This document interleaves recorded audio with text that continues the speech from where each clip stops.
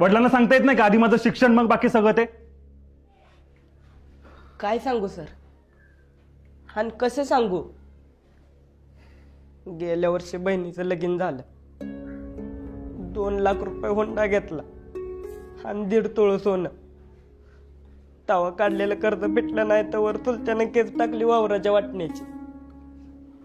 तिथं पैसा गेला, केस हरलो, घराच्या वाटण्या झाल्या.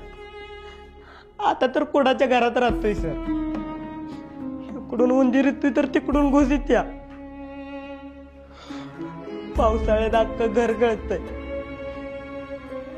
घरातली भांडी कमी पडते पण पत्राची पानं काय गळायची थांबत नाही. बाप गावलती काम करतो, उचलापासून गुरं राखतो.